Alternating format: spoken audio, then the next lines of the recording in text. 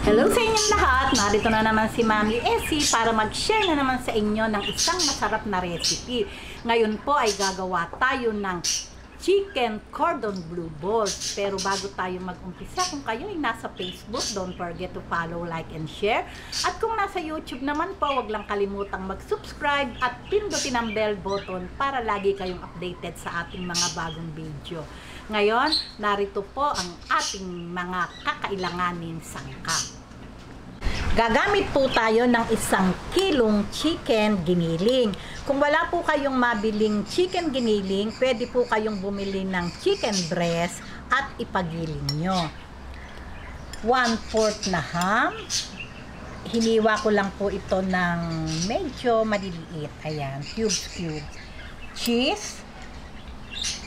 1.5 teaspoon na asin, 1 teaspoon seasoning powder, 1.5 teaspoon na pamintang pino, 1/2 cup na all-purpose flour, 2 eggs, at itong ating breadcrumbs.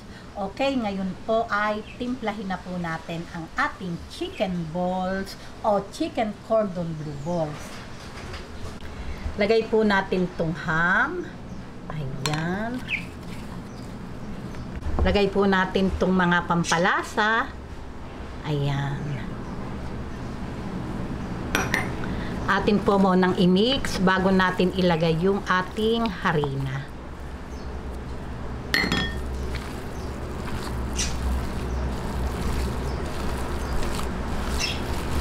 Ayan, napakadali lang pong gawin ito.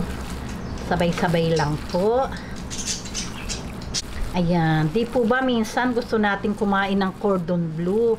Ang kaso, di ba, niro-roll pa natin.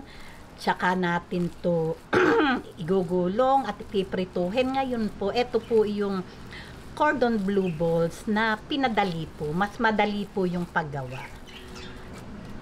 Okay, ngayon, lagay na po natin tong ating harina. Ayan. Ganyan lang po. I-mix lang po nating mabuti. Siyempre po, masarap ang cordon bleu pagka po talaga gagawa tayo ng sauce. Ngayon, ituturo ko na din po sa inyo kung paano yung paggawa ng sauce ng cordon bleu.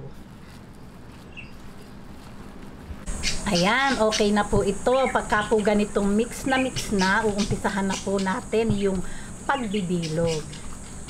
Ayan. Okay, ngayon po, umpisahan na po natin yung pagbibilog.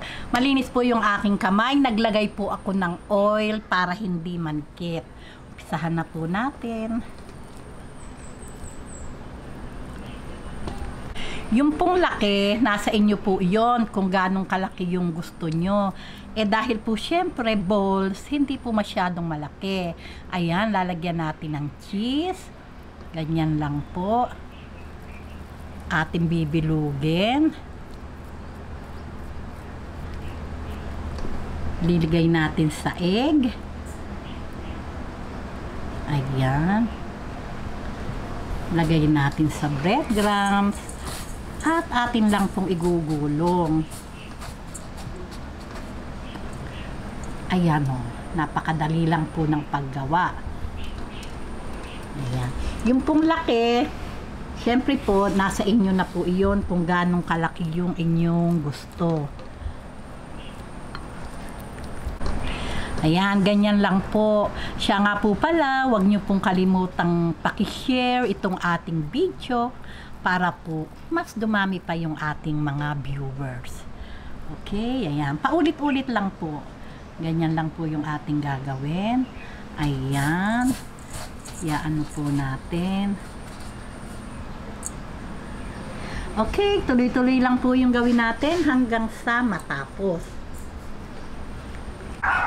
Ayan, heto na po yung ating ginawang balls. Ito lang po, kalahati lang po muna yung aking binilog. Ngayon po, ituturo ko naman po muna sa inyo yung paggawa ng sauce. Kung gusto nyo lang po naman gumawa.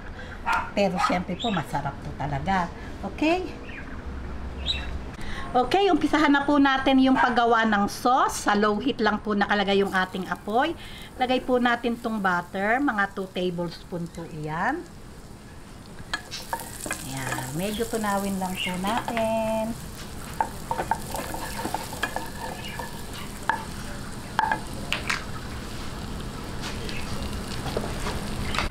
Ayan, maglagay po tayo ng 1 tablespoon na harina. Ayan, atin lang pong tunawin. Lagay na po natin itong milk. Half cup po ito. Dahan-dahan lang po yung paglalagay. At atin pong hahaluin. Ayan.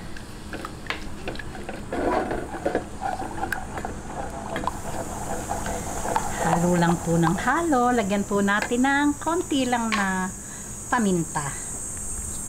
Lagyan po natin ng half cup na all-purpose flour. All-purpose cream. Half cup lang po. Ayan. Ayan, ngayon po gadgarin natin tong cheese. Yung cheese po nasa inyo yan kung ganong kadami yung gusto nyo. Ayan. Okay na po to. Ayan, syempre, mas maraming cheese, mas masarap yung ating sauce.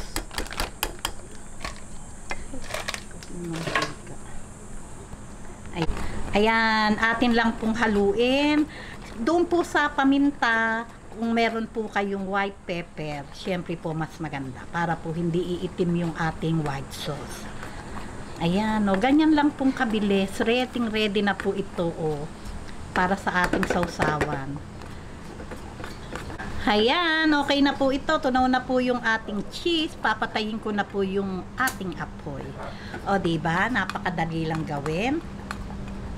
Napakabango pa po. Ayan, ngayon po matapos po nating gawain yung sauce. Ngayon po magpiprito na po tayo. Pag po tayo magpiprito, wag pong kainitan yung mantika. Kasi po ay masusunog agad yung ating breadcrumbs. Okay, lagay na po natin. Ayan. Ayan, ngayon po, intayin lang po nating mag golden brown. At okay na po yun. Yun pong apoy natin, nasa medium heat lang po.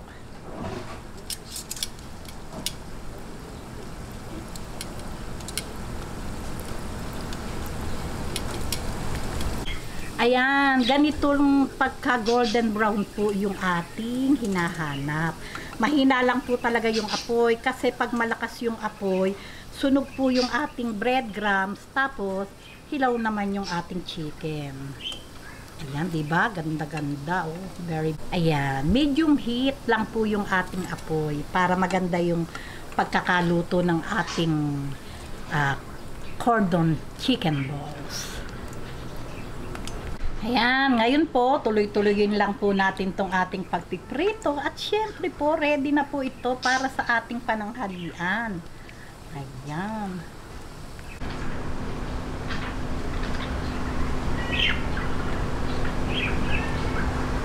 Ayan, heto na po ang napakasarap na chicken cordon bleu balls. Ready na po ito para sa ating pananghalian. No, tingnan nyo naman, di ba? Talaga namang mukhang katakam-takam.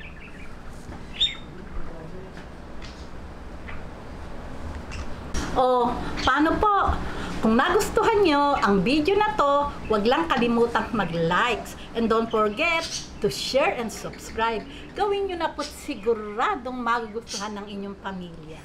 Babuus!